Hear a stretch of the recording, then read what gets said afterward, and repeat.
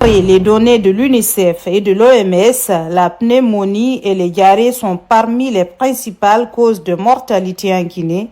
Pour lutter contre ces maladies et prévenir d'éventuels cas, le réseau Afrique Jeune de Guinée, l'ONG FEGEC Guinée, en présence des représentants de la Commission Santé du CNT, du ministère de la Santé et des autorités communales, ont fait leur plaidoirie pour l'intégration des vaccins dans le calendrier national de vaccination en Guinée. Plus de détails avec Alphomar Diallo.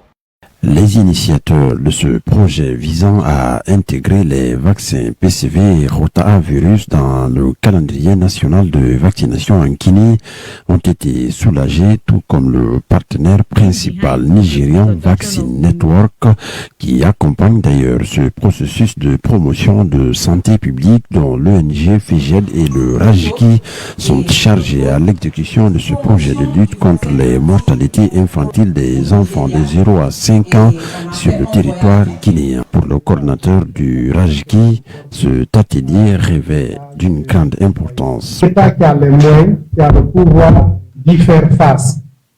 Et donc, il faut des rencontres comme ça pour échanger sur la thématique et pour aussi alerter les autorités et porter le message afin qu'ils puissent aussi prendre en compte. S'il n'y a pas des acteurs qui peuvent se lever, qui peuvent mettre la chose sur la place publique, nos enfants vont continuer à périr. Selon l'OMS et l'UNICEF, 20% des décès chez les enfants sont dus à la pneumonie, tandis que 40% sont dus à des cas de diarrhée sévère. C'est la raison pour laquelle, dans leur plaidoirie, l'autorité est incitée à agir pour éviter d'autres cas de décès. Nous sommes ici pour accompagner, renforcer et accélérer cette dynamique afin que ces vaccins puissent bénéficier sans plus tarder aux enfants guinéens qui en ont urgemment besoin. Mesdames et messieurs, nous ne pouvons pas fermer les yeux sur la réalité alarmante qui frappe nos communautés. La pneumonie est la première cause de mortalité infantile en Guinée, avec des milliers d'enfants de moins de 5 ans qui perdent la vie chaque année. Des pays voisins comme la Côte d'Ivoire et le Sénégal ont mis en place ces vaccins, ce qui a entraîné une réduction drastique de 50% des hospitalisations. En Guinée, il est tout à fait possible de le faire. C'est pourquoi ces plaidoiries sont adressées aux décideurs pour combattre les maladies mortelles et prévenir d'éventuels cas.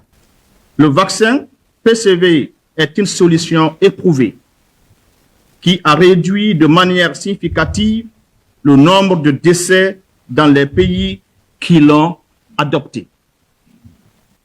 Le temps de l'attente est révolu, car chaque jour de retard dans l'introduction de ces vaccins est un jour où des enfants continuent, et puis des milliers d'enfants, de mourir de maladies pourtant évitables. Le président de la commission santé du CNT a salué l'initiative et a promis de soutenir cette action. Il adresse ses remerciements à tous les acteurs qui ont pris part à cet atelier. Nous prenons ici l'engagement de soutenir cette action. Nous pensons que c'est une action noble parce que c'est elle, notre mission à nous, n'est peut-être pas de guérir, mais c'est de réduire le risque de maladie. C'est de prolonger la vie. C'est ça notre mission. Nous voulons des enfants qui vont naître en Guinée, qui vont avoir longue vie et qui pourront demain servir notre pays-là. Donc nous avons un objectif, c'est de réduire la mortalité infantile dans notre pays. Donc nous soutiendrons la promotion de la vaccination au rotavirus et son intégration dans le programme élargi de vaccination. Le ministre de la Santé, qui était représenté, dit prendre en compte ces plaidoiries et ces vaccins seront intégrés dès 2026 dans la campagne de vaccination en Guinée. Le plaidoyer pour l'introduction de ces vaccins PCV 13 et rotavirus représente une avancée majeure pour la prévention des maladies infantiles graves. Rassurez-vous que le programme élargi de vaccination, c'est-à-dire le ministère de la Santé à travers le programme élargi de vaccination, a bien entendu ces plaidoyers et sachez que, Inch'Allah, en 2026, nous aurons ces 2 vaccins dans le programme élargi de vaccination. Donc, nous vous remercions. En attendant l'introduction de ces vaccins, il sera nécessaire de sensibiliser davantage la communauté. Pendant ce temps, Vaccine Network, l'ONG FEGED, le RAJGI et les structures associées peuvent se réjouir de la prise en compte